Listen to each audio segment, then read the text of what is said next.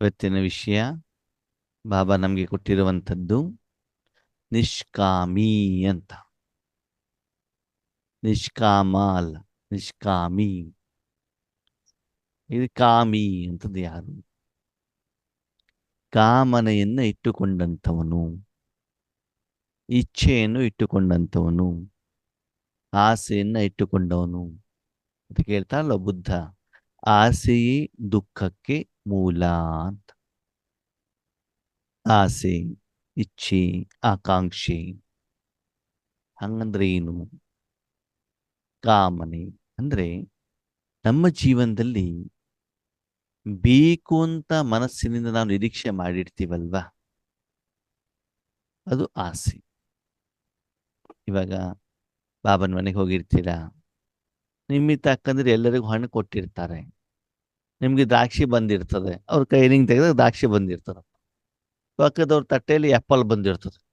ಓ, ನನಗೆ ಆ್ಯಪಲ್ ಕೊಡಲೇ ಇಲ್ಲ, ಅವ್ರಿಗೆ ಮಾತ್ರ ಕೊಟ್ಟಿದ್ದಾರೆ, ನನಗೆ ದ್ರಾಕ್ಷಿ ಕೊಟ್ಟಿದ್ದಾರೆ. ನಾಟಕದನುಸಾರ ನಿಮ್ಗೆ ದ್ರಾಕ್ಷಿ ಸಿಕ್ಕಿದೆ ಅಷ್ಟೇನೆ.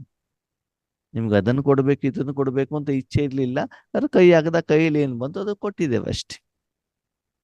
ಅಂದ್ರೆ ಆತ್ಮೀಯರೇ, ನಮಗೆಲ್ಲ ಗೊತ್ತು, ನಾನು ಮಾಡಿರುವಂತ ಕರ್ಮದ ಫಲದ ಕಾರಣದಿಂದ ನನಗೆ ಬೇಕಾಗಿರುವಂತ ಸಾಧನಗಳು ನಮಗೆ ಸಿಗ್ತವೆ.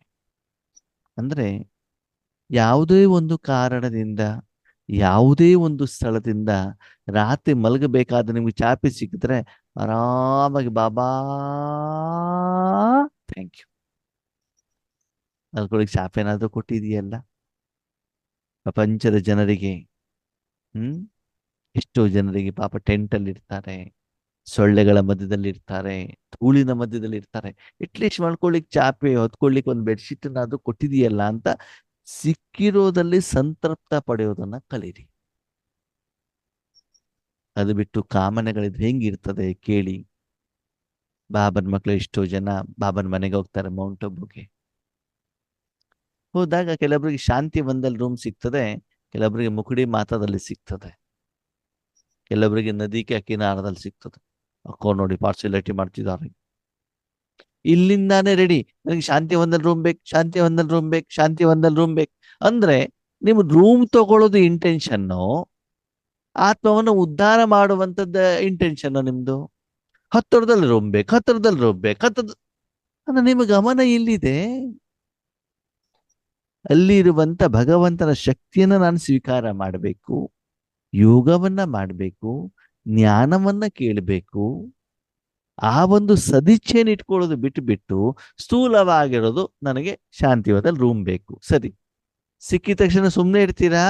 ಜೊತೆಲಿರೋರು ನೋಡ್ರಿ, ನಾನು ತಗೊಂಡೆ ಶಾಂತಿವನದಲ್ಲಿ ರೂಮನ್ನ, ನಾನು ಇನ್ಫ್ಲೂಯೆನ್ಸ್ ಮಾಡಿಬಿಟ್ಟು ತಗೊಂಡಿದ್ದೇನೆ ಅಂದ್ರೆ ಬರೀ ರೂಮ್ನಲ್ಲಿ ಸಿಗಾಕೊಂಡ್ಬಿಟ್ರೆ ಹೊರತು ಬಾಬನ ಶಕ್ತಿ ಅಲ್ಲಿ ಸಿಗ್ಲಿಲ್ವಲ್ಲ. ಯೋಚನೆ ಮಾಡಿ ಆದ್ಮೇಲೆ ನಾವು ಮಾಡುವಂತ ಒಂದು ಸಣ್ಣ ಸಣ್ಣ ಸಣ್ಣ ಸಣ್ಣ ಸಂಕಲ್ಪಗಳು ಮತ್ತು ಕರ್ಮಗಳು. ನದಿಗೆ ಕಿನಾರದಲ್ಲಿ ಸಿಕ್ಕಿರುವಂತ ಆತ್ಮನು ಕೂಡ ಕರೆಕ್ಟಾಗಿ ಮನಸ್ಸನ್ನ ಭಗವಂತನ ಜೊತೆಗೆ ಜೋಡಣೆ ಮಾಡಿ ಚೆನ್ನಾಗಿ ಈಶ್ವರಾನುಭೂತಿಯನ್ನ ಮಾಡ್ಬೋದು. ಶಾಂತಿ ಒಂದಲ್ಲಿ ಡೈಮಂಡ್ ಹಾಲ್ ಪಕ್ಕದಲ್ಲಿ ಸಿಕ್ಕಿರೋನು ಕೂಡ ರೂಮ್ ರೂಮ್ ರೂಮ್ ಅಂತ ಸಿಕ್ಕಾಕೊ ಬಂದ್ಬಿಟ್ಟು ರೂಮಿನ ಜೊತೆ ಯೋಗ ಮಾಡ್ಕೊಂಡ್ ಬಂದ್ಬಿಡ್ತಾನ ಅಲ್ವಾ. ಅದಕ್ಕೆ ಭಗವಂತ ಹೇಳ್ತಾರೆ, ಸ್ಥೂಲವಾಗಿ ನಿಮ್ಗೆ ಏನು ಬೇಕು ಅಂತ ನೀವು ಇಚ್ಛೆಯನ್ನು ಇಟ್ಕೊಳ್ಬೇಡಿ. ಬೆಳಿಗ್ಗೆ ಭಗವಂತ ಏನ್ ತಿಂಡಿಯನ್ನು ಕೊಡ್ತಾರೋ, ಭಗವಂತ ಥ್ಯಾಂಕ್ ಯು ತಿಂಡಿ ಕೊಟ್ಟಿದ್ದಾನಲ್ಲ.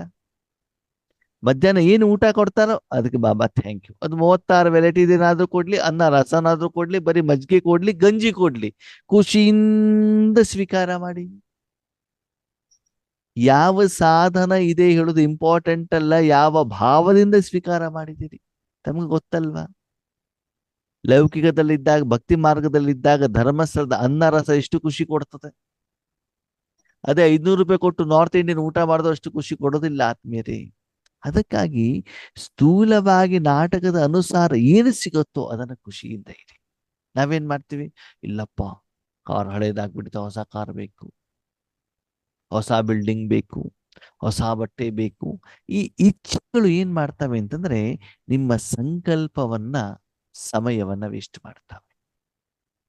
ಎಲ್ಲಿಯವರೆಗೆ ಆ ಸಾಧನ ನಿಮ್ದಾಗಿಲ್ವೋ ಅಲ್ಲಿಯವರೆಗೆ ಸಂಕಲ್ಪಗಳು ನಡೀತಾನೆ ಇರ್ತವೆ. ಒಂದು ಮೊಮ್ಮಕ್ಕಳಾಗ್ಬೇಕಪ್ಪ, ನನ್ನ ಮಗನಿಗೆ ಮದ್ವೆ ಆಗ್ಬೇಕಪ್ಪ, ಆಗುವವರೆಗೂ ಕೂಡ ಬಾಬಾ ಇಲ್ವೇ ಇಲ್ಲ. ಬಾಬಾನ ಹತ್ರ ಅದೇ ಅಪ್ಲಿಕೇಶನ್ ಅಲ್ವಾ. ನಾಟಕದ ಅನುಸಾರ ಏನಾಗ್ಬೇಕು ಅದಾಗೆ ಆಗುತ್ತಲ್ವಾ. ನೀವು ಸಂಕಲ್ಪ ಮಾಡಿ ಮಾಡದೆ ಇರಿ, ಏನಾಗ್ಬೇಕು ಅದೇ ಆಗ್ತದೆ, ನಾಟಕ ಚೇಂಜ್ ಇಲ್ಲ. ಅದಕ್ಕಾಗಿ ಬಾಬಾ ಹೇಳ್ತಾರೆ ನಿಷ್ಕಾಮಿ ಅಂತಂದ್ರೆ ನಿಮಗೆ ಏನು ವಸ್ತು ವ್ಯಕ್ತಿ ವಿಷಯ ಬೇಕು ಅಂತ ಬಿಟ್ಟು ಇಚ್ಛೆ ನಿಮ್ಮ ಮನಸ್ಸಿನಲ್ಲಿ ಬರಕೂಡದು. ಆದ್ಮೇಲೆ ಒಂದು ವಿಷಯ ತಿಳ್ಕೊಳ್ಳಿ, ನಿಮ್ಮ ಜೀವನವನ್ನ ಭಗವಂತನ ಕೈಲಿ ಕೊಟ್ಟಿದ್ದೀರಿ ಅಂತಂದ್ರೆ ನಿಮ್ಗೆ ಒಳ್ಳೇದನ್ನೇ ತಾನೇ ಕೊಡ್ತಾರೆ. ಇವತ್ತು ನಮ್ಗೆ ಏನೋ ಬೇಕು ಅಂತ ನಾವು ಸಾಧನೆಯನ್ನ ಮಾಡಿದ್ರೆ, ತಪಸ್ಸನ್ನ ಮಾಡಿದ್ರೆ, ಜಗಳ ಮಾಡಿದ್ರೆ, ಗಲಾಟೆ ಮಾಡಿದ್ರೆ ಭಗವಂತ ಕೊಡ್ತಾರೆ, ಕೊಡೋದಿಲ್ಲ ಅಂತಲ್ಲ. ಆದ್ರೆ ನೀವು ಮಾಡಿರುವಂತ ಯೋಗದ ಶಕ್ತಿಯಿಂದನೇ ಕೊಟ್ಟಾಗ ನಿಮ್ಮ ಯೋಗದ ಶಕ್ತಿ ಖಾಲಿ ಆಯ್ತಲ್ವಾ. ಭವಿಷ್ಯಕ್ಕೋಸ್ಕರ ಎಲ್ಲಿದೆ? ವಿಕರ್ಮ ವಿನಾಶ ಮಾಡ್ಲಿಕ್ಕೆ ಎಲ್ಲಿದೆ? ಆದ್ಮೇಲೆ ನಮ್ಮ ಮನಸ್ಸಿನಲ್ಲಿ ಈ ಕಾಮನೆಗಳು ಇರುವಂತ ಕಾರಣದಿಂದ ಏನಾಗ್ತವೆ, ಪ್ರತಿದಿನ ಭಗವಂತನ ಹತ್ರ ಬೇಡೋದೇ ಕೆಲಸ. ಇವತ್ತಿನ ಮುರಳಿ ಹೇಳಿದಲ್ಲ ಮನುಷ್ಯರು ಅಂತ, ರಾಜಮಂಡ್ರಿಲಿ ಒಂದು ಸೇವಾ ಕೇಂದ್ರ ಇದೆ. ಅಲ್ಲಿಗೆ ಹೋದ್ರೆ, ಗುರುವಾರ ಹೋದ್ರೆ, ನಾವು ಹೋದ್ರೆ ಈಗ ಒಂದು 25-30 ಲಿಸ್ಟ್ ಬರ್ತಾವಪ್ಪ. ಬಾಬನಿಗೆ ಹೇಳಿ ನನ್ನ ಮಗಳು ಡೆಲಿವರಿ ಆಗ್ತಾ ಇದೆ, ನಿರ್ವಿಘ್ನವಾಗಲಿ, ನನ್ನ ಮಗನಿಗೆ ಜಾಬ್ ಸಿಗ್ಲಿಲ್ಲ, ಜಾಬ್ ಕೊಡಿ ಅಂತ ಹೇಳಿ. ಬಟ್ ಇಷ್ಟು ದೊಡ್ಡ ಲಿಸ್ಟ್ ಅಂದ್ರೇನು? ಅಂದ್ರೆ ಭಗವಂತನನ್ನು ಸ್ಥೂಲವಾಗಿ ಈ ರೀತಿ ಇಚ್ಛೆಯನ್ನು ಪೂರ್ಣ ಮಾಡ್ಕೊಳ್ಳೋದಲ್ಲೇ ನಾವು ಭಕ್ತಿ ಮಾರ್ಗದ ರೀತಿಯಲ್ಲಿ ಉಪಯೋಗ ಮಾಡ್ಕೊಳ್ತಿದ್ದೀವಿ. ಅದಕ್ಕಾಗಿ ಆದ್ಮೇಲೆ ಯಾವುದೇ ಇಚ್ಛೆ ಬೇಡ, ಇದು ಒಂದು ಭಾಗ. ಇನ್ನೊಂದು, ಮನುಷ್ಯ ಇಚ್ಛೆ ಇಲ್ಲದೆ, ಗುರಿ ಇಲ್ಲದೆ, ಲಕ್ಷ್ಯ ಇಲ್ಲದೆ ಏನೂ ಕರ್ಮ ಮಾಡ್ಲಿಕ್ಕೆ ಸಾಧ್ಯವಿಲ್ಲ. ಏನು ಮಾಡಬೇಕು, ಯಾಕೆ ಮಾಡಬೇಕು ಅಂತ ಗೊತ್ತಿರ್ಬೇಕಲ್ವಾ. ಏನು ಸಿಗದೆ ಮನುಷ್ಯ ಯಾಕೆ ಮಾಡ್ತಾನೆ? ಮನುಷ್ಯ ಸ್ವಾರ್ಥಿ ಅಲ್ವಾ. ಅದು ಏನ್ ಮಾಡ್ಬೇಕಾಗಿದ್ರೆ ಯಾವ ಇಚ್ಛೆ ನೀಡಬೇಕು? ಸರಿ, ಆತ್ಮಕ್ಕೆ ಸಂಬಂಧಪಟ್ಟಂತ ಇಚ್ಛೆ ನೀಡಿ, ಸರ್ವರಿಗೆ ಕೊಡುವಂತ ಇಚ್ಛೆ ನೀಡಿ, ಪರಮಾತ್ಮನ ಸಮಾನರಾಗ್ಬೇಕಲ್ವಾ. ಅದಕ್ಕಾಗಿ ಭಗವಂತನನ್ನು ಉಪಯೋಗ ಮಾಡ್ಕೊಳ್ಬೇಕು, ನನಗೋಸ್ಕರ ಅಲ್ಲ ಸರ್ವರಿಗೋಸ್ಕರ. ಆ ಇಚ್ಛೆಯನ್ನ ಇಡ್ತಾ ಹೋಗಿ, ನಿರಾಕಾರವಾದಂತ ಇಚ್ಛೆಯನ್ನು ಇಡ್ತಾ ಹೋಗಿ. ಶಾರೀರಿಕ ಬೇಡ ಆತ್ಮೀಯರೇ.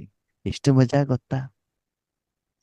ಯಾವುದೇ ಒಂದು ಇಚ್ಛೆ ಹಿಂದ್ಗಡೆ ಹೋದ್ರೆ ಅದು ಮುಂದೆ ಹೋಗ್ತಾ ಇರ್ತಾರೆ, ನೀವು ಹಿಂದೆ ಓಡ್ತಾ ಇರ್ತೀರ. ಓಕೆ, ಅದು ಹೆಸರು ಇರ್ಬೋದು, ಕೀರ್ತಿ ಇರ್ಬೋದು. ನೋಡಿ, ಬ್ರಹ್ಮ ಬಾಬಾ ಶಾರೀರಿಕವಾಗಿ ಲೌಕಿಕದಲ್ಲಿ ಇದ್ದಾಗ, ಬ್ರಹ್ಮ ಬಾಬಾ ಆದಾಗ ಹೂವನ್ನು ತಗೊಂಡಿಲ್ಲ, ಹೆಸರು ಕೀರ್ತಿನ ಇಚ್ಛೆನೆ ಮಾಡ್ಲಿಲ್ಲ. ಅದು ಇವತ್ತು ನೋಡಿ ಬ್ರಹ್ಮ ಬಾಬಾ ಅವ್ಯಕ್ತವಾಗಿದ್ದಾರೆ, ಶಾಂತಿ ಸ್ತಂಭದಲ್ಲಿ ರಾಶಿ ರಾಶಿ ತಂದ್ಬಿಟ್ಟು ಹೂ ಹಾಕ್ತಾರೆ ಅಲ್ವಾ. ಪ್ರತಿಯೊಂದು ಸೇವಾ ಕೇಂದ್ರದಲ್ಲಿ 18 ಜನವರಿಗೆ ಹೂವಿನ ಮಾಲೆನೇ ಹಾಕ್ಬಿಡ್ತಾರೆ. ಆವಾಗ ಅವ್ರು ಸ್ವೀಕಾರ ಮಾಡಿಲ್ಲ. ಅವಾಗ ಸ್ವೀಕಾರ ಮಾಡಿದಿದ್ರೆ ಇವಾಗೇನು ಇರ್ತಿರ್ಲಿಲ್ವಲ್ಲ. ಎಷ್ಟು ಗಾಯನ, ಎಷ್ಟು ವರ್ಣನೆ. 2,500 ವರ್ಷ ಬ್ರಹ್ಮ ಬಾಬನಿಗೆ ಸಿಕ್ತು. ಯಾಕೆ? ಸಾಕಾರದಲ್ಲಿ ಇದಕ್ಕೆ ಸ್ವೀಕಾರ ಮಾಡಿಲ್ಲ. ಅದು ನಮ್ದು ಉಲ್ಟಾ. ನಾವೇನು ಕರ್ಮ ಮಾಡ್ಲಿಕ್ಕೆ ರೆಡಿ ಇರೋದಿಲ್ಲ. ನನ್ನನ್ನು ಹೊಗಳಬೇಕು, ನನ್ನನ್ನು ಜನ ಮುಂದಿಡಬೇಕು, ನನಗೆ ಗೌರವ ಕೊಡಬೇಕು, ನನ್ನ ಮಾತನ್ನ ಕೇಳಬೇಕು, ನಾನೇ ಶ್ರೇಷ್ಠ. ಹೀಗೆ ಆ ಒಂದು ಅಭಿಮಾನ ಏನ್ ಮಾಡುತ್ತೆ ಆದ್ಮೇಲೆ ನಿಜವಾದ ಪರಮಾತ್ಮನ ಪ್ರೀತಿಯ ಸುಖವನ್ನ ಅನುಭವ ಮಾಡ್ಲಿಕ್ಕೆ ಸಾಧ್ಯ ಇಲ್ಲ. ಒಂದು ವಿಷಯ ಹೇಳಿ, ತಾಯಿಯ ಮಡಿಲಲ್ಲಿರುವಂತ ಮಗು ಏನ್ ಇಚ್ಛೆ ತೋರ್ಸತ್ತೆ ಗೊತ್ತಾ? ಐಸ್ ಕ್ರೀಮ್ ಬೇಕು, ಗೋಬಿ ಮಂಚೂರಿ ಬೇಕು, ಮಸಾಲೆ ಪುರಿ ಬೇಕು. ಅದಕ್ಕೆ ಅನ್ನ ಸಾಂಬಾರು ಬೇಡ, ಅನ್ನ ಮಜ್ಜಿಗೆ ಬೇಡ, ತಾಯಿ ಎದೆ ಹಾಲು ಬೇಡ ಅದಕ್ಕೆ ಅಲ್ವಾ. ಅದೇ ತಾಯಿ ಏನ್ ಮಾಡುತ್ತೆ? ಮಗು ನನ್ನ ಎದೆ ಹಾಲು ಕುಡಿ ಅಂತ ಹೇಳಿದ್ರೆ ಬೇಡ ಅಂತ ಹೇಳುತ್ತೆ. ಅಂದಮೇಲೆ ತಾಯಿ ಕೊಟ್ಟಿರುವಂತ ಆಹಾರವನ್ನ ಸ್ವೀಕಾರ ಮಾಡೋದು ಆ ಮಗುಗೆ, ಆ ಮಗುವಿನ ಶರೀರಕ್ಕೆ ಆರೋಗ್ಯಕರನೋ, ತನ್ನ ಮನಸ್ಸಿನಲ್ಲಿ ನಾಲಿಗೆ ರುಚಕ್ಕೋಸ್ಕರ, ಇಂದ್ರಿಯ ಸುಖಕ್ಕೋಸ್ಕರ ಇಚ್ಛೆಯನ್ನ ಮನಸ್ಸಿನಲ್ಲಿ ಇಟ್ಕೊಂಡ್ಬಿಟ್ಟು ಆ ಇಚ್ಛೆಯನ್ನ ಕಂಪ್ಲೀಟ್ ಮಾಡುವಂಥದ್ದು ಆರೋಗ್ಯಕರನೋ, ನೀವೇ ನಿರ್ಣಯ ಮಾಡಿ. ಭಗವಂತನ ಮಗು ಆದ್ಮೇಲೆ ನಿಮ್ಮನ್ನ ಎಲ್ಲಿ ಕುಳಿಸ್ಬೇಕು, ಎಲ್ಲಿ ಮಲಗಿಸ್ಬೇಕು, ಏನು ತಿನ್ನಿಸ್ಬೇಕು ಬಾಬನಿಗೆ ಗೊತ್ತಲ್ವಾ. ಹಾಗಂತ ಬಾಬನಿಗೆ ಗೊತ್ತು ಅಂತ ಬಿಟ್ಟು ಬಾಬನ ಮನೆಗೆ ಹೋಗಿರ್ತೀರಾ? ವಿಶೇಷವಾಗಿ ಉತ್ತರ ಕರ್ನಾಟಕದ ಕಡೆಗೆ ಇಲ್ಲಿ ಮಿರ್ಚಿ ಬಜ್ಜಿ ಇಲ್ಲ ಅಂತ ಅಲ್ಲೇ ಏನು ಆಗೋದೇ ಇಲ್ಲ. ಹೋಟೆಲಲ್ಲಿ, ಮನೆಗಳಲ್ಲಿ ಎಲ್ಲಾ ಕಡೆಗೂ ಮಿರ್ಚಿ ಬಜ್ಜಿ ಇದ್ದೇ ಇರ್ತದೆ. ಬಾಬಾ ಡ್ರಾಮಾ. ಇವತ್ತು ನಿಷ್ಕಾಮ ಸೇವಾಧಾರಿ ಅಂತ ಹೇಳಿದ್ದಾರೆ, ನಿಷ್ಕಾಮಿ ಅಂತ ಹೇಳಿದ್ದಾರೆ. ಏನು ಕೊಡಬೇಕು ಕೊಟ್ಟಿದ್ದಾರೆ ಅದನ್ನ ತಿನ್ಬೇಕು ಅಂತ ಬಿಟ್ಟು ಅಲ್ಲಿ ಊಟಕ್ಕೆ ಹೋದಾಗ ಬೋನ್ ಬರ್ಚಿ ಬಿಜ್ಜಿ ಆಗದಾಗ ಅದನ್ನ ತಿನ್ನೋದಲ್ಲ. ಅಂದ್ರೆ ನಿಮ್ಮ ಆರೋಗ್ಯಕ್ಕೆ ಯಾವುದು ಹಾನಿಕರನೋ ಅದನ್ನು ಸ್ವೀಕಾರ ಮಾಡಬೇಡಿ. ಮಾನಸಿಕವಾಗಿ ಆಗ್ಲಿ, ಶಾರೀರಿಕವಾಗಿ ಆಗ್ಲಿ ಸ್ವೀಕಾರ ಮಾಡಬೇಡಿ ಇದನ್ನು. ಓಕೆ, ಊಟಕ್ಕೆ ಹಾಕೋರೆ ನಮ್ಗೆ ಇದನ್ನು ಬೇಡ ಅಂತ ಹೇಳ್ಬಿಟ್ಟು ವಿಷಯ ಮುಗೀತಲ್ವಾ. ಗ್ಯಾಸ್ಟ್ರಿಕ್ ಇದೆ, ಅವರೆಕಾಳು ಸಾಂಬಾರನ್ನ ತಿನ್ಬೇಡಿ, ಅನುಭವಿಸ್ಬೇಕಾಗ್ತದಲ್ವಾ. ಇಲ್ಲ ಬಾಬಾ ಕೊಟ್ಟಿದ್ದಾರೆ ಅಂತ ಬಿಟ್ಟಲ್ಲ ಆತ್ಮೀಯರೇ. ಅದಕ್ಕಾಗಿ ನಿಷ್ಕಾಮಿ ಅಂತಂದ್ರೆ ಸ್ಥೂಲವಾಗಿ ಯಾವುದೇ ರೀತಿ ಕಾಮನೆ ವೈಯಕ್ತಿಕವಾಗಿ ಅವನ ಸ್ವಹಿತಾಸಕ್ತಿಗೋಸ್ಕರ ಇರಕೂಡದು. ಏನ್ ಕಾಮನೆ ಇದೆ? ಶಿವಬಾಬಾ ತಮಗೋಸ್ಕರ ಪಾತ್ರವನ್ನು ಮಾಡ್ತಾ ಇದ್ದಾರ? ಈ ಪ್ರಪಂಚದಿಂದ ಏನಾದ್ರು ತಗೊಂಡು ಹೋಗ್ತಿದಾರ? ಇವತ್ತು ಕೂಡ ಬ್ರಹ್ಮ ಬಾಬಾ ಕೃಷ್ಣನಾಗ್ಲಿಕ್ಕೆ ಏನು ಸಾಧನೆ ಮಾಡ್ಬೇಕು ಮಾಡ್ಬಿಟ್ಟಿದ್ದಾರೆ, ಸಂಪೂರ್ಣ ಆಗ್ಬಿಟ್ಟಿದ್ದಾರೆ. ಅದು ಇವತ್ತೇನು ಸಾಧನೆ ಮಾಡ್ತಿದ್ದಾರೆ? ಮಕ್ಕಳ ಸೇವೆ ಮಾಡ್ತಿದ್ದಾರೆ ಹಗಲು ರಾತ್ರಿ, ಸ್ವಯಂಗೋಸ್ಕರನೋ ಬೇರೆಯವರಿಗೋಸ್ಕರನೋ. ಅದು ನಾವೇನ್ ಮಾಡ್ತೀವಿ? ನನ್ನ ಬಿಲ್ಡಿಂಗು, ನನ್ನ ಸೆಂಟರು, ನನ್ನ ಜೀವನ, ನನ್ನ ಮನೆ, ನನ್ನ ಕುಟುಂಬ, ನಮ್ಮ ಸಂಸಾರ, ಇದು ಕಾಮನೆ ಅಲ್ವಾ? ಇದು ರಾವಣ ಅಲ್ವಾ? ಜೊತೆಗೆ ಆ ಒಂದು ಕಾಮನೆಗಳನ್ನ ಪೂರ್ಣ ಮಾಡಿಲ್ಲ ಅಂದ್ರೆ ಬಾಬನ ಮೇಲೆ ಸಿಟ್ಟು ಬಂದ್ಬಿಡ್ತದೆ, ಬಾಬನನ್ನ ಬಿಟ್ಬಿಟ್ಟು ಹೋಗ್ಬಿಡ್ತೀವಿ ಅಲ್ವಾ. ಅದಕ್ಕಾಗಿ ನಿಷ್ಕಾಮಿ ಅಂತಂದ್ರೆ ಯಾವ ಆತ್ಮ ನಾಟಕವನ್ನ ಹೇಗಿದೆಯೋ ಅದೇ ರೀತಿ ಸ್ವೀಕಾರ ಮಾಡ್ತಾನೋ ಮತ್ತು ಹೆಚ್ಚಿನ ಸಮಯವನ್ನ ಆ ನಾಟಕವನ್ನ ಬದಲಾವಣೆ ತನಗೆ ಬೇಕಾದಾಗ ಮಾಡಲಿಕ್ಕೆ ತನ್ನ ಜೀವನವನ್ನ ವಿಶ್ವ ಕಲ್ಯಾಣಕ್ಕೋಸ್ಕರ, ಬೇರೆಯವರಿಗೋಸ್ಕರ ತನ್ನ ಜೀವನವನ್ನು ಪರಮಾತ್ಮನ ಕೈಯಲ್ಲಿ ಕೊಡ್ತಾನೋ ಅವನು ನಿಷ್ಕಾಮಿ. ಕಾಮನೆಯನ್ನ, ಇಚ್ಛೆಯನ್ನ ಇಷ್ಟಪಡದಿರುವಂಥವನು. ಅಂದ್ರೆ ನನ್ನ ಕರ್ಮದಿಂದ ನನಗಿಂತ ಹೆಚ್ಚಿಗೆ ಬೇರೆಯವರು ಸುಖ ಪಡಬೇಕು. ತಾಯಿಯಾದಂಥವಳು ತಾನು ಊಟ ಮಾಡಿದಾಗ ತಾಯಿ ಹೊಟ್ಟೆ ತುಂಬೋದಿಲ್ಲ, ತನ್ನ ಮಕ್ಕಳು ಹೊಟ್ಟೆ ತುಂಬಿದಾಗ ಅಮ್ಮ ಇವತ್ತಿನ ಊಟ ಚೆನ್ನಾಗಿದೆ ಅಂತಂದಾಗ ಅವಳು ಹೊಟ್ಟೆ ತುಂಬತ್ತೆ. ಆತ್ಮೀಯ, ನಾವು ಕೂಡ ಈಶ್ವರ ಸೇವೆಯನ್ನು ಮಾಡಿದಾಗ ಎದಗಡೆಗಿರುವಂತ ಆತ್ಮಗಳಿರ್ತಾರಲ್ಲ, ಅಣ್ಣವ್ರು ಇವತ್ತು ಯೋಗ ಚೆನ್ನಾಗಿತ್ತು, ಇದು ಕ್ಲಾಸ್ ಚೆನ್ನಾಗಿತ್ತು, ನಮ್ಗೆ ಎಷ್ಟು ಖುಷಿ ಆಗತ್ತೆ ಗೊತ್ತಾ? ಯಾಕಂದ್ರೆ ಒಳ್ಳೆಯ ಉದ್ದೇಶಕ್ಕೋಸ್ಕರ ಭಗವಂತ ನಮ್ಮನ್ನ ಏನ್ ಮಾಡ್ತಿದ್ದಾರೆ, ಉಪಯೋಗ ಮಾಡ್ಕೊಳ್ತಿದ್ದಾರೆ ಅಂತ ಬಿಟ್ಟು ನಮ್ಗೆ ಏನಾಗತ್ತೆ, ಖುಷಿ ಆಗತ್ತೆ. ಅಂದ್ರೆ ಅವರ ಆತ್ಮದ ಹೊಟ್ಟೆ ತುಂಬಿದಾಗ ಆಗುವಂತ ಖುಷಿ ಇದೆಯಲ್ಲ, ಅದು ಎಲ್ಲೂ ಕೂಡ ಸಿಗಲ್ಲ ಆತ್ಮೀಯರೇ. ಶರೀರದ ಹೊಟ್ಟೆ ತುಂಬೋದು ಬೇರೆ. ಶರೀರದ ಹೊಟ್ಟೆ ತುಂಬಿದಾಗ 1 ನಿಮಿಷ ಮಾತ್ರ ಅವ್ನು ಥ್ಯಾಂಕ್ ಯು ಹೇಳ್ತಾನೆ, ಆಮೇಲೆ ಮರ್ತು ಬಿಡ್ತಾನೆ. ಇನ್ನು ಹಣ ಎಷ್ಟು ಕೊಟ್ಟರು ಕೂಡ ಅವ್ರ ಹೊಟ್ಟೆ ತುಂಬೋದಿಲ್ಲ. ಮಕ್ಕಳಿಗೆ ಯಾರಿಗೆ ಎಷ್ಟು ಬೇಕಾದ್ರೂ ಕೊಡಿ, ಇನ್ನೂ ಬೇಕು, ಇನ್ನೂ ಬೇಕು, ಇನ್ನೂ ಬೇಕು. ಅದಕ್ಕಾಗಿ ಸತ್ಯವಾಗಿರುವಂತ ಈಶ್ವರೀಯ ಸೇವೆಗೆ ನಿಮಿತ್ತರಾಗಿ ಯಾರು ಸ್ಥೂಲ ಕಾಮನೆಯನ್ನ ತ್ಯಾಗ ಮಾಡ್ತಾರೋ ಅವರೇ ನಿಷ್ಕಾಮ. ದಾದಿಯವರನ್ನು ಉದಾಹರಣೆಯಾಗಿ ತೆಗೆದುಕೊಳ್ಳಿ. 15 ವರ್ಷ, 16 ವರ್ಷ, 20 ವರ್ಷದ ವಯಸ್ಸಿನಲ್ಲಿ ಯಾವ ಆಧಾರ ಇಟ್ಕೊಂಡು ಯತ್ನದಲ್ಲಿ ಬಂದ್ರು? ಅಪ್ಪ ಇಲ್ಲ, ಅಮ್ಮ ಇಲ್ಲ ಅಂದ್ರೆ ಇಲ್ಲ ಅಂತಲ್ಲ, ಇದ್ದಾರೆ. ಅವರನ್ನೆಲ್ಲ ಬಿಟ್ಟು ಬಾಬನ ಮನೆಗೆ ಬಂದ್ರು. ಯಾರು ಲೌಕಿಕ ಸಂಬಂಧಿಗಳಿಲ್ಲ. ಓಕೆ, ಕೆಲವರು ಯಾರು ರಕ್ತ ಸಂಬಂಧಿಗಳಿದ್ರೂ ಕೂಡ ನಂಬಿಕೆ, ವಿಶ್ವಾಸ ಭಗವಂತನ ಮೇಲೆ ಇಟ್ಬಿಟ್ಟು ಬಂದ್ರಲ್ವಾ. ಬಂದ್ಬಿಟ್ಟು ಈಶ್ವರಿ ಸೇವೆಯನ್ನ ಮಾಡ್ದಲ್ವಾ. ಅವ್ರು ಬಿಲ್ಡಿಂಗ್ಗೋಸ್ಕರ ಮಾಡಿದ್ರ? ಇನ್ನು ಹೀಗೆ ಯೋಚನೆ ಮಾಡ್ತಾ ಇದ್ದೆ. ಇವತ್ತು ನಾವು ಸೇವೆಗೆ ಹೋದ್ರೆ ಮೊದಲೇ ಫೋನ್ ಮಾಡ್ತೀವಿ, ಆತ್ಮಗಳನ್ನ ಕರಿತೀವಿ. ಟ್ರೈನಲ್ಲಿ ಇಳಿದ ತಕ್ಷಣ ನಮ್ಗೆ ಆಟೋ ಬೇಕು, ಅಲ್ಲೋ ತಕ್ಷಣ ರೂಮ್ ಬೇಕು ಅಲ್ವಾ. ಆದರೆ ಬಾಬಾ ತನ್ನ ಮಕ್ಕಳನ್ನ ಸೇವೆಗೋಸ್ಕರ ಕಳಿಸಿದಾಗ ಯಾವ ಆಧಾರದಿಂದ ಕಳಿಸಿರ್ಬೋದು ಹಿಂಗೆ ಯೋಚನೆ ಮಾಡಿ. ಹೃದಯ ಪುಷ್ಪದ ಅದೇನು 5 ರೂಪಾಯಿ ಕೊಟ್ಬಿಟ್ಟು ಬೆಂಗಳೂರಿಗೆ ಕಳಿಸಿದಾರಂತ. ಭಾಷೆ ಗೊತ್ತಿಲ್ಲ, ಏನು ಗೊತ್ತಿಲ್ಲ, ಎಲ್ಲಿ ಹೋಗ್ಬೇಕು ಅಂತಾನೆ ಗೊತ್ತಿಲ್ಲ. ಟ್ರೈನ್ ಹತ್ತು ಕೂತ್ಕೊಂಡಿದ್ದಾರೆ, ಟ್ರೈನ್ ಇಳಿದ್ಮೇಲೆ ಮುಂದೇನು ಮಾಡ್ಬೇಕು ಅಂತ ಗೊತ್ತಿಲ್ಲ. ಅಂತ ಒಂದು ಸ್ಥಿತಿಯಲ್ಲಿ ಯಾವ ಧೈರ್ಯದಿಂದ ಅವ್ರು ಸೇವೆಗೆ ಬಂದ್ರು?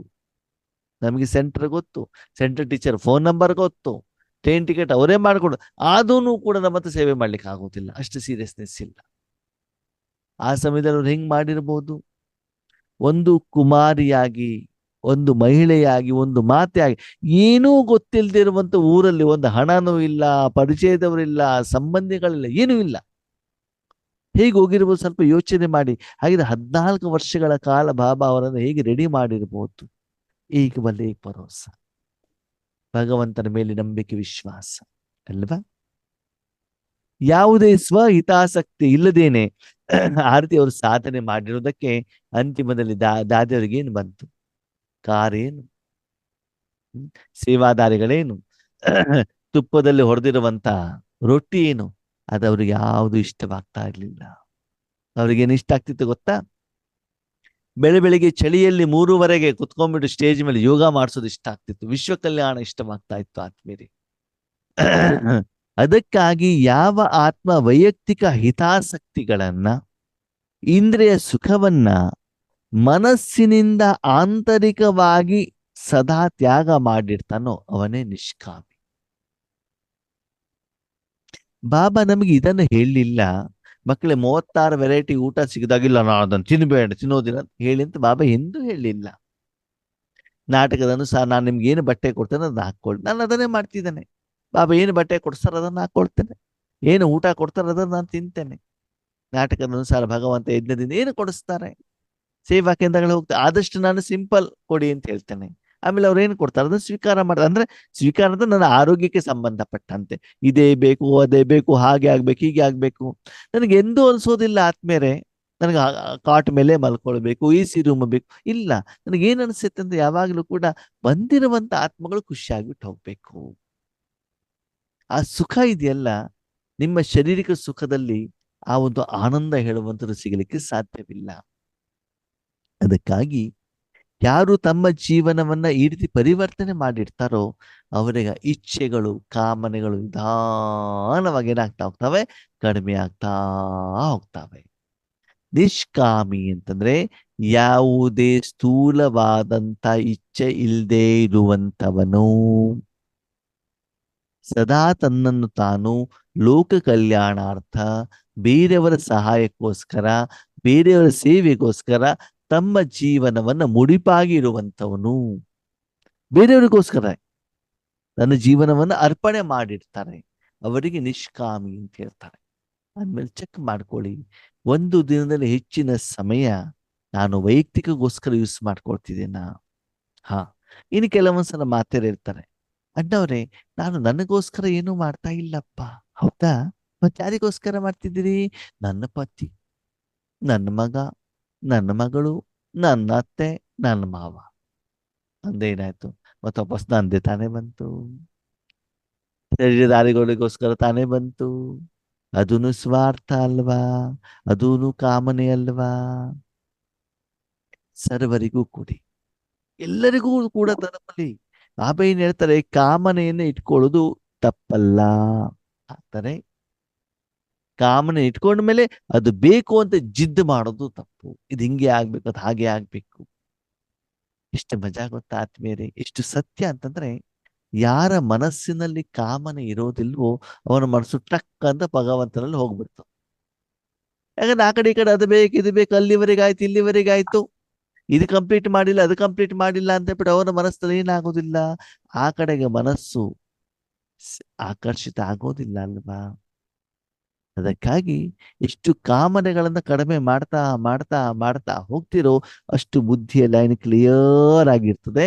ಈಶ್ವರ್ಯ ಸೇವೆಯನ್ನ ಮಾಡ್ಲಿಕ್ಕೆ ನಿಮ್ಗೆ ಸಮಯ, ಸಂಕಲ್ಪ, ಶಕ್ತಿ ಬೇಕಾದಷ್ಟು ಸಿಗ್ತದೆ. ಇವತ್ತು ನಾವೇನ್ ಮಾಡ್ತಿದೀವಿ, ನಮ್ಮ ಸ್ಥೂಲ ಇಚ್ಛೆಗಳನ್ನ ಪೂರ್ಣ ಮಾಡ್ಲಿಕ್ಕೆ ಈಶ್ವರನನ್ನ ಉಪಯೋಗ ಮಾಡ್ಕೊಳ್ತಿದ್ದೀವಿ. ಆದ್ಮೇಲೆ ಯೋಚನೆ ಮಾಡಿ, ಈಶ್ವರ ನಿಮ್ಮನ್ನ ಆಯ್ಕೆ ಮಾಡಿದ್ ಯಾಕೆ? ನಿಮ್ಮ ಇಚ್ಛೆಯನ್ನ ಪೂರ್ಣ ಮಾಡ್ಲಿಕ್ಕೂ ಅಥವಾ ಅವನ ಕರ್ತವ್ಯವನ್ನ ಮಾಡ್ಲಿಕ್ಕೂ, ನಿಮ್ಮನ್ನು ಉದ್ಧಾರ ಮಾಡ್ಲಿಕ್ಕೂ, ವಿಶ್ವ ಕಲ್ಯಾಣ ಮಾಡ್ಲಿಕ್ಕೂ ಅವನ್ನ ಆಯ್ಕೆ ಮಾಡಿಕೊಂಡಿರೋದು ಯಾಕೋ? ನಿಮ್ಮನ್ನ ನಿಮಗೂ ಊಟ ತಿನ್ನಿಸ್ಲಿಕ್ಕ ಅಥವಾ ನಿಮ್ಮ ಮೂಲಕ ವಿಶ್ವಕ್ಕೆ ಊಟ ತಿನ್ನಿಸ್ಲಿಕ್ಕ? ಅದಕ್ಕಾಗಿ ಈಶ್ವರನನ್ನ ದೂರ ಮಾಡಲಿಕ್ಕೆ ನಮ್ಗೆ ಏನೇನು ಕಾಮನೆಗಳಿದ್ದಾವೆ ಅದನ್ನೆಲ್ಲ ದೂರ ಮಾಡಿ ಪರಮಾತ್ಮನ ಹತ್ರ ಹೋಗ್ಬೇಕು. ಅದು ವೈಯಕ್ತಿಕಗೋಸ್ಕರ ಅಲ್ಲ, ಸರ್ವರಿಗೋಸ್ಕರ. ಅದನ್ನ ಮಾಡ್ತಾ ಹೋಗಿ, ಅದಕ್ಕೆ ನಿಷ್ಕಾಮಿ. ಅದಕ್ಕಾಗಿ ಕೆಲವೊಂದ್ಸಲ ಏನಾಗತ್ತೆ ಗೊತ್ತಾ, ನಮ್ಮಲ್ಲಿ ಈ ರೀತಿನೂ ಕೂಡ ಕಾಮನೆ ಇರ್ತದೆ. ಬಾಬಾ ನೀವು ಯೋಗೇಶ್ವರರಿಗೆ ಸೇವೆ ಕೊಡ್ತೀರಿ, ನಮ್ಗೆ ಕೊಡಲ್ಲ ಅಲ್ವಾ? ಸೇವೆ ಬೇಕು ಕೂಡ ಕಾಮನೆಗಳು ಇದು ಬಿಡ್ತವೆ. ಅವ್ರಿಗೆ ಕೊಡ್ತಿರೋ ನಮ್ಗೆ ಕೊಡಲ್ಲ, ಅವ್ರನ್ನ ಮುಂದುವರ್ಸ್ತೀರ ನಮ್ಮನ್ನು ಮುಂದುವರ್ಸಲ್ಲ. ಬಾಬಾ ಹೇಳ್ತಾರೆ, ಮಕ್ಳೇ ಸೇವೆ ಆಫರ್ ಸಿಗ್ಲಿ ಸಿಗದೆ ಇಲ್ಲಿ ಮನ್ಸ ಸೇವೆ ಮಾಡಬೇಡಿ ಅಂತ ನಾನು ಹೇಳಿದ್ದೇನಾ? ನಿಮ್ಮಲ್ಲಿ ಯಾರು ಕಟ್ ಹಾಕಿದಾರ ಅಥವಾ ಮಧ್ಯದಲ್ಲಿ ಯಾರಾದ್ರೂ ಬೇಕಾಗತ್ತ? ಇಲ್ಲವಲ್ಲ. ಯಾರು ಬೇಕಾದ್ರೂ ಮಾಡುವಂತ ಮನಸ್ಸಿದ್ದು ಯಾರು ಬೇಕಾದ್ರೂ ಮಾಡಬಹುದಲ್ವಾ? ಅಲ್ವಾ? ಅದಕ್ಕಾಗಿ ಮನಸ್ಸಿದ್ದರೆ ಮಾರ್ಗ ಅಂತ ಹೇಳ್ತಾರೆ ಬಾಬಾ. ನಿನಗೆ ಸೇವೆಯ ಆಫರ್ ಸಿಕ್ಕಿಲ್ಲ ಹೇಳುವಂತ ಇಚ್ಛೆನೂ ಕೂಡ ನಿಮ್ಗೆ ಇಟ್ಕೊಳ್ಬಾರ್ದು. ಸೇವೆಯ ಆಫರ್ ಅನ್ನ ನೀವು ರೆಡಿ ಮಾಡ್ಕೊಬೇಕು. ನನಗೆ ಸೇವೆಯ ಅವಕಾಶ ಸಿಕ್ಕಿಲ್ಲ ಅಂತಂದ್ರೆ ನಾನಿನ್ನು ಆ ಲೆವೆಲ್ಗೆ ಯೋಗ್ಯನಾಗಿಲ್ಲ. ಯೋಗ್ಯನಾಗ್ಲಿಕ್ಕೆ ನನ್ನಲ್ಲಿರುವಂತ ಬಲಹೀನತೆಯನ್ನು ಎಷ್ಟು ತೆಗೆದಾಕಬೇಕು ಅದರ ಕಡೆ ಗಮನ ಕೊಡಿ. ನನ್ನ ಮನಸ್ಸನ್ನು ಸಂಪೂರ್ಣವಾಗಿ ಪರಮಾತ್ಮನಲ್ಲಿ ಇಡೋ ಬದಲು ಸಮ ಪರ್ಸೆಂಟೇಜ್ ಅನ್ನು ನಾನು ಬೇರೆ ಆತ್ಮನಲ್ಲಿ, ವ್ಯಕ್ತಿಯಲ್ಲಿ, ವಿಷಯದಲ್ಲಿ, ಉದ್ದೇಶದಲ್ಲಿ ಇಟ್ಟಿರುವಂತ ಕಾರಣದಿಂದ ಭಗವಂತ ನನ್ನನ್ನು ಸದಾ ಕಾಲ ಉಪಯೋಗ ಮಾಡ್ಕೊಳ್ತಾ ಇಲ್ಲ. ಅದಕ್ಕಾಗಿ ಚೆಕ್ ಮಾಡ್ಕೊಳ್ಳಿ, ಯಾವ ಇಚ್ಛೆ ಭಗವಂತನ ಹತ್ತಿರ ಹೋಗ್ಲಿಕ್ಕೆ ನನಗೆ ತೊಂದರೆ ಕೊಡ್ತಾ ಐತೆ. ಇನ್ನು ಕೆಲವೊಂದ್ಸಲ ನಾನು ಲಕ್ಷ್ಮೀನಾರಾಯಣ ಆಗ್ಬೇಕು, ಇದನ್ನು ಕೂಡ ಇಚ್ಛೆ ಅಲ್ವಾ? ಅಷ್ಟರತ್ನದಲ್ಲಿ ಬರಬೇಕು, ಇದೇನು ಇಚ್ಛೆ ಅಲ್ವಾ? ಅಂದ್ರೆ ಆ ಇಚ್ಛೆಗಳು ಸ್ವ ಅನುಭವದ ಕಡೆಗೆ ಇರಬಾರದು. ಏನ್ ಇಚ್ಛೆಗಳಿರ್ಬೇಕು ಅದು ಬೇರೆಯವನ್ನ ಖುಷಿ ಪಡಿಸೋದ್ರಲ್ಲಿ ಇರಬೇಕಾಗ್ತದೆ. ಯಾವ ಖುಷಿ?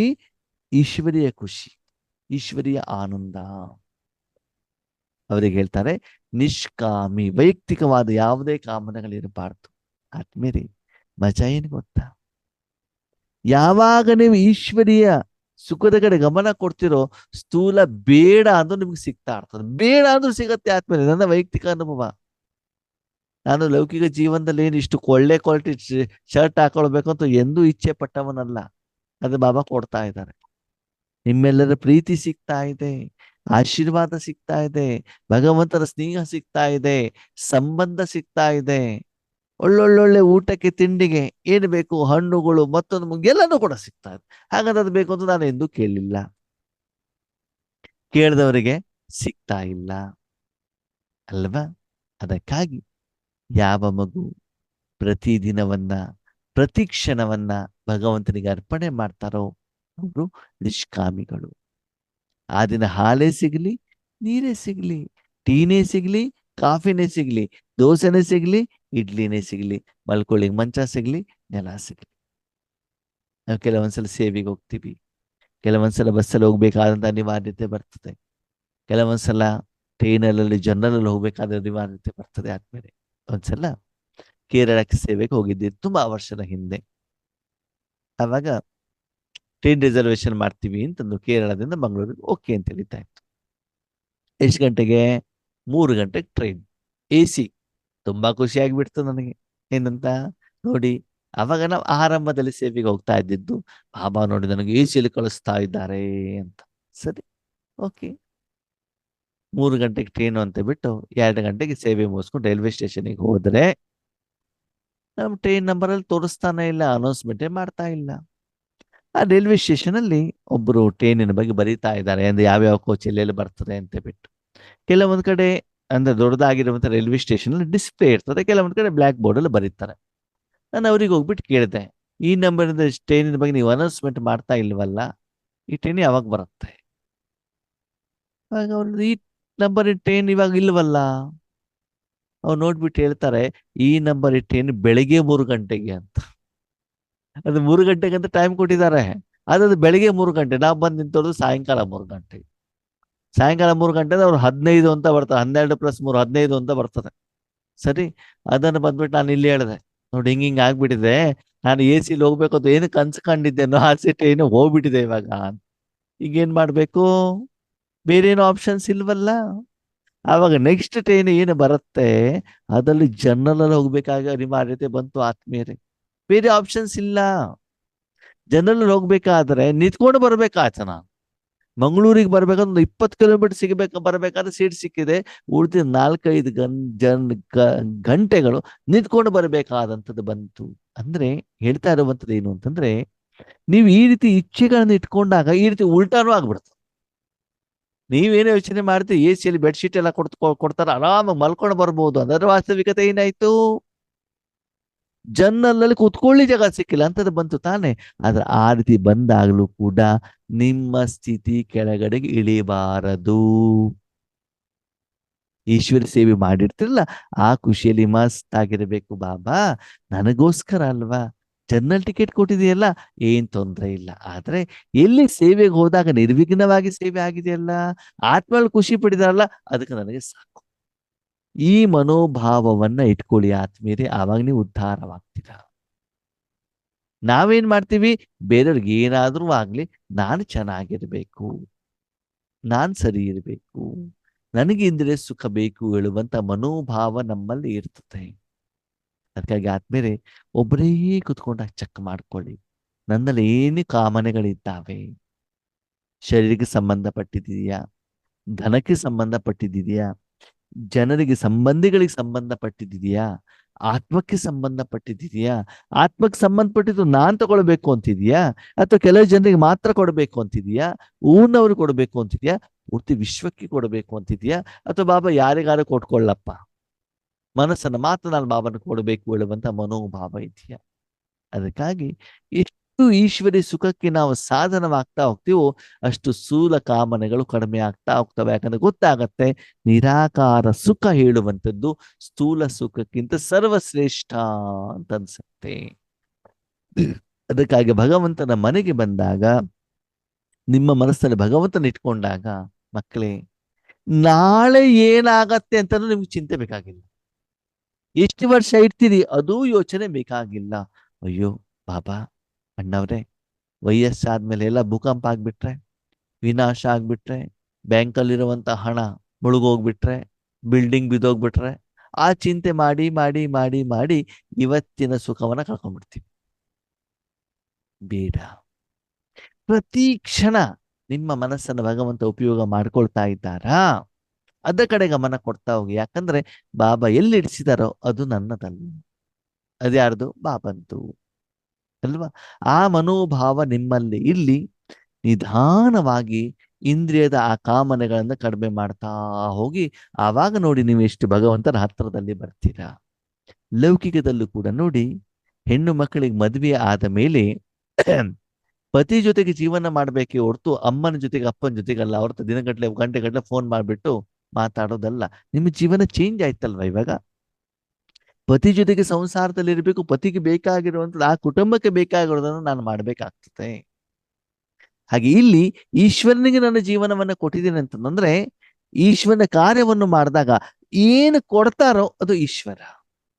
1 ರೂಪಾಯಿ ಬರ್ಲಿ, ಯಾವುದೇ ಒಂದು ಟೋಲಿ ಬರ್ಲಿ, ಯಾವುದೇ ಒಂದು ಉಡುಗೊರೆ ಬರ್ಲಿ, ಯಾವುದೇ ಒಂದು ಮಾತು ಬರ್ಲಿ, ಯಾವುದೇ ಒಂದು ನಿಂದನೆ ಬರ್ಲಿ, ಯಾವುದೇ ಹೊಗಳಿಕೆ ಬರ್ಲಿ, ಯಾವುದೇ ಸನ್ಮಾನ ಬರ್ಲಿ, ಅದು ಈಶ್ವರಂದು. ಯಾಕಂದ್ರೆ ಅದು ನಾನು ಮಾಡಿದ್ದಲ್ಲ, ಅದು ಈಶ್ವರಂತು.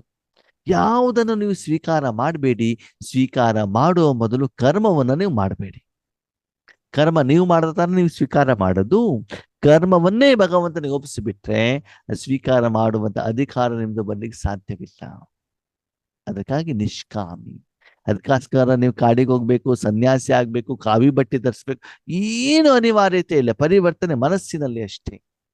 ಹಾಗ ಮಾಡಿ ನೋಡಿ ಆತ್ಮೀಯರೇ, ಸ್ಥೂಲವಾಗಿರುವಂತ ಎಲ್ಲ ಇಚ್ಛೆಗಳು ಬಾಬಾ ಪೂರ್ಣ ಮಾಡ್ತಿರ್ತಾವ. ಓಕೆ, ನನ್ನ ಹತ್ರ ಬೈಕ್ ಇದೆ, ನನ್ನ ಹೆಸರಿನಲ್ಲಿದೆ, ಆದ್ರೆ ಅದು ನಂದಲ್ಲ, ಕಂಪ್ನಿಯವ್ರು ಕೊಡ್ಸಿರೋದು. ನನ್ಗೆ ಯಾವ್ಯಾವಾಗ ಬೇಕು ಕಾರ್ ಸಿಗ್ತದೆ, ಓಡಾಡ್ಲಿಕ್ಕೂ ಸಿಗ್ತದೆ, ಡ್ರೈವಿಂಗ್ ಮಾಡ್ಕೊಂಡು ಹೋಗ್ಲಿಕ್ಕೂ ಸಿಗ್ತದೆ, ಏನ್ ತೊಂದರೆ ಇಲ್ಲ. ನನ್ನ ಹೆಸರಿನಲ್ಲಿ ಇದ್ರೆ ಎಲ್ಲ ನಾನು ಮೇಂಟೈನ್ ಮಾಡ್ಬೇಕತ್ತಲ್ಲ, ಇನ್ಶೂರೆನ್ಸ್ ತುಂಬಬೇಕು, ಪೆಟ್ರೋಲ್ ಹಾಕ್ಬೇಕು. ಎಲ್ಲೂ ನನಗೆ ಈಶ್ವರ ಜೀವನದಲ್ಲಿ ಎಲ್ಲೂ ಕಡಿಮೆ ಮಾಡಿಲ್ಲ ಆತ್ಮೀಯರೇ. ನನಗೆ ಬೇಕು ಅಂತ ಅನಿಸೋದಿಲ್ಲ. ಯಾಕಂದ್ರೆ ಆ ಈಶ್ವರೀಯ ಸುಖದ ಆನಂದದಲ್ಲಿದ್ದಾಗ ಸ್ಥೂಲ ಏನು ಬೇಕು ಅಂತ ನಿಮ್ಗೆ ಅನ್ಸೋದಿಲ್ಲ. ಬೇಡ ಅಂದ್ರೂ ಸಮಯದ ಅನುಸಾರ ಏನು ಬೇಕು ಬಾಬಾ ಅದನ್ನು ಕೊಡ್ತಾ ಹೋಗ್ತಾರೆ. ಅದಕ್ಕಾಗಿ ಸ್ಥೂಲವಾದ ಇಚ್ಛೆಯನ್ನ ಮನಸ್ಸಿನಲ್ಲಿ ಇಟ್ಕೊಳ್ಬೇಡಿ. ಅವಾಗ ನಿಮ್ಮಲ್ಲಿ ಏನು ಇಚ್ಛೆಗಳಿದಾವೋ ಅದು ಕಂಪ್ಲೀಟ್ ಆಗ್ತಾ ಹೋಗ್ತದೆ. ಒಂದ್ಸಲ ಟ್ರೈನಲ್ಲಿ ಹೋಗ್ತಾ ಇದ್ದೆ, ಸಮೋಸ ಸಮೋಸ ಸಮೋಸ ಅಂತ ಹೇಳ್ತಾ ಇದ್ರು. ಸಮೋಸ ತಿನ್ನುವಂಗಿಲ್ಲ ಅಲ್ಲ. ಅವನಿಗೆ ಹೇಳಿದೆ ಬಾಬಾ ಸಮೋಸ ಅಂತಂದು. ಸರಿ, ನೆಕ್ಸ್ಟ್ ವಿಶಾಖಪಟ್ಟಣಕ್ಕೆ ಹೋಗಿದ್ದಿತ್ತು. ಅಲ್ಲಿ ಹೋದ್ರೆ ಏನಾಗಿದೆ ಗೊತ್ತಾ, ದೊಡ್ಡ ದೊಡ್ಡ ಹೋಟೆಲ್ಗಳಲ್ಲಿ ಒಳ್ಳೆ ಅಡಿಗೆ ಮಾಡುವಂತ ಒಂದು ಆತ್ಮ ಬಂದಿದ್ದಾನೆ ಅಲ್ಲಿ. ಸರಿನಾ, ನಾನೇನು ಹೇಳಿಲ್ಲ ಅವ್ರಿಗೆ ಸಮೋಸ ಬೇಕು ಅಂತ. ಅವ್ರು ಸಮೋಸ ಮಾಡಿದ್ರು. ಮಾಡಿಬಿಟ್ಟು ನಾನು ಬರೋ 2 ದಿನ ಮೊದಲು ಸಮೋಸ ಮಾಡಿ ಚೆನ್ನಾಗಿ ತಿನ್ನಿಸಿ ದಾರಿಲಿ ಬರ್ಬೇಕಾದ್ರೆ ತಿನ್ನಿಸ್ಬಿಟ್ಟು ಕಳಿಸಿತು. ಇದು ಯಾರ ಕೆಲಸ? ನಮ್ಮ ಅಪ್ಪನ ಕೆಲಸ, ಹೌದು ತಾನೇ. ಅಂದ್ರೆ ಬೇಕು ಅಂತಂದ್ರೆ ಎಲ್ಲಿ ಕೊಡಿಸಬೇಕು ಬಾಬಾ ಖಂಡಿತವಾಗ್ಲೂ ಕೊಡಿಸ್ತಾರೆ ಆತ್ಮೀಯರೇ. ಅದಕ್ಕಾಗಿ ಆ ಇಚ್ಛೆಯನ್ನ ಮನಸ್ಸಿನಲ್ಲಿ ಇಟ್ಕೊಳ್ಬೇಡಿ. ಓಕೆ. ಅದಕ್ಕಾಗಿ ಜೀವನದಲ್ಲಿ ಏನು ನಡೆಯುತ್ತೋ, ಜೀವನದ ಏನು ಭಾಗ ಇದೆಯೋ ಅದನ್ನು ಆಸ್ ಇಟ್ ಇಸ್ ಸ್ವೀಕಾರ ಮಾಡ್ತಾ ಬನ್ನಿ ಆತ್ಮೀಯರೇ. ಅವಾಗ ಸಂತೋಷದಿಂದ ಇರ್ತೀರಾ, ಖುಷಿಯಿಂದ ಇರ್ತೀರಾ. ಎಷ್ಟು ಇಚ್ಛೆಗಳು ಮನಸ್ಸಿನಲ್ಲಿ ಇರ್ತದೋ ಅಷ್ಟು ಭಗವಂತನಿಂದ ದೂರವಾಗ್ತೀವಿ. ಓಕೆ. ಅಚ್ಚಾ. ಓಂ ಶಾಂತಿ.